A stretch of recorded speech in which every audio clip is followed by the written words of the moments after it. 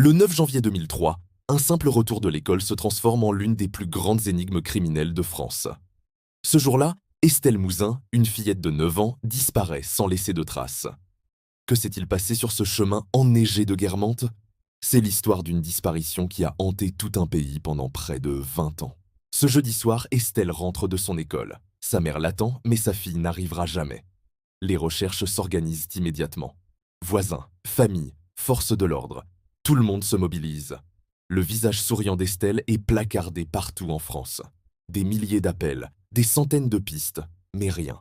Le temps passe et l'espoir s'amenuise, laissant place à une angoisse insoutenable pour sa famille. Pendant des années, l'enquête piétine, explorant de fausses pistes et des témoignages sans issue. La France retient son souffle, mais le mystère reste entier. Puis, des années plus tard, un nom tristement célèbre refait surface. Michel Fourniret, l'ogre des Ardennes. Déjà condamné pour de multiples crimes, il est interrogé à plusieurs reprises sur l'affaire Estelle Mouzin. Il nie, se contredit, joue avec les nerfs des enquêteurs. Son silence est une torture supplémentaire pour la famille d'Estelle qui ne cherche qu'une chose, la vérité. Où est Estelle? Que lui est-il arrivé? La justice et la police ne lâchent rien, déterminés à percer le secret de ce monstre. Ce n'est qu'en 2020, après des années de dénégation, que le puzzle macabre commence à s'assembler. Monique Olivier, l'ex-épouse et complice de Fourniret, finit par parler. Elle confirme l'implication de son mari.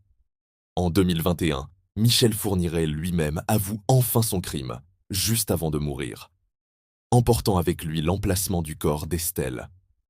Malgré des fouilles intensives basées sur ces dernières indications, le corps de la petite fille n'a jamais été retrouvé. 20 ans après le combat de son père, Éric Mouzin continue pour offrir à sa fille une sépulture et pour que personne n'oublie jamais le visage d'Estelle.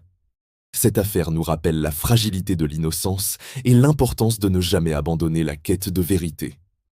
Si vous avez trouvé cette histoire poignante, abonnez-vous à Chroniques Macabres pour ne pas manquer nos prochaines vidéos. Merci de nous avoir suivis et à très bientôt.